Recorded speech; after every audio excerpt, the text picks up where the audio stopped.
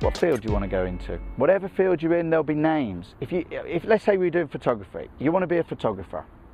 There's always going to be a need. We've got moments of history that need capturing, got moments of childbirth that want capturing. We've got the whole need for capturing on film. It's not going to go away. So you want to be a brilliant photographer. Do you want to do documentary type pictures? Do you want to do real life pictures? Do you want model pictures? Find out what's in your heart. Find out what you really enjoy. And let's say you said, well, I want to do capturing moments of birth and heartfelt emotional moments. Find a figure that's producing those figures now, those images now rather, and you approach them. You know, the thing is, Graham, I'm sure you're the same. If I came to you and said, look, I really want to do this real estate business, I know you're successful, show me. If it's in your heart, you'd love to pass that message on. And so if you turn that around, if somebody who's saying, well, I could do with a mentor, where do I go? Find a figurehead in the environment and approach them. Because if they're genuine, they will love to share what they've learned. It's a pleasure. So tell us something about belief systems, what people think they can and can't do. This comes up a lot, actually, Graham, and you know, whoever is ever in this situation where you want to go forward with your life and you're thinking, can I do that? There's always going to be a moment of doubt, but it's human. The difference is the layers, the steps. From one level to another probably isn't a big step, and you've probably got a part of your brain that can adjust to that. But if you go from base level to summit, maybe 5 or 6 or more steps, that in itself represents too big a leap. So one of the core things that's important is that you or whoever's looking to go forward, you break it down. We've mentioned before about chunking it down.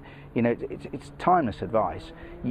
If you want to believe in yourself, stretch a little but make it a believable step. The only caveat I would say with that, and it's a really important one, is that bear in mind you don't know what you don't know. So right now, if you don't know how to go from step 1 to step 3, it doesn't mean you can't.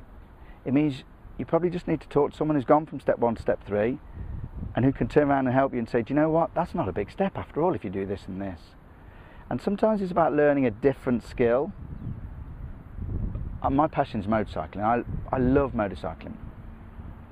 And I can remember a time I was going around Donington Circuit, and I'm not a bad rider, and I'm pretty fearless, and I'm giving this brand new bike of mine some real stick, and I know I'm on my edge, and I'm getting around Donington Circuit in maybe 1 minute 3, 1 minute 5. Same guy, different guy rides, same day, same bike, James Whittam, former British superbike rider. He's got the same bike, same tyres, same track, same day. He's going round in like 1 minute 50 seconds or 10 seconds less than me. Now I'm looking at him and I'm thinking, how the hell does he do that? I don't know what I don't know. There's techniques, things you could do before you drop into a corner with your steering, ways you brake, ways you accelerate. There are always fine techniques. You just have to go to that next layer of tutoring to help you with those steps. And usually they're just out of your comfort zone at the moment. They should always be just out of your comfort zone, yeah. You know, one of the greatest pleasures in your life, if you look at anything in your life, when you're most alive, it's when you take on a new challenge. You can look back through school, through football, through business, through relationships. It's always most fresh, is when it's most stimulating. If you can keep going to that learning, fresh stage, you're always alive. Great opportunities to learn. Okay, so having said all of that, I think what's relevant is to wrap it up. Underneath, you've got to have a mindset that says, I think I can. And there is always going to be doubts, and there are some specific steps we can do to remove those doubts. But sometimes it comes down to just faith. You know, if all of your life you can look at a moment and say, well, I did that, and I did that, and I did that. You can tell yourself that you can. Or equally, you have just as much power over your mind to look at the times when it didn't go right and you can say, I can't. And you know, the hardest thing, Graham, in all of this is that you can't get away from the fact that you, me, everybody, it's not external. It isn't economy. It isn't politics, it isn't faith, it isn't religion, it isn't health, it isn't finance, it isn't anything external.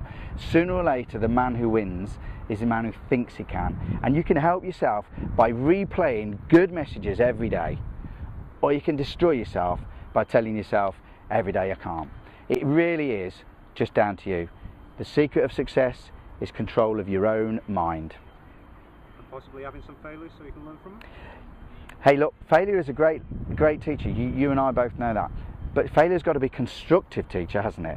Not a destructive. You've got to look at those things and well, yeah, well, did it go right or did it go wrong? Well, it didn't go right, but hey, let's change that language. It's like the Thomas Edison, isn't it? He didn't find a way not to do it. He didn't say ever, I can't make a light bulb. We just find lots of ways that didn't work.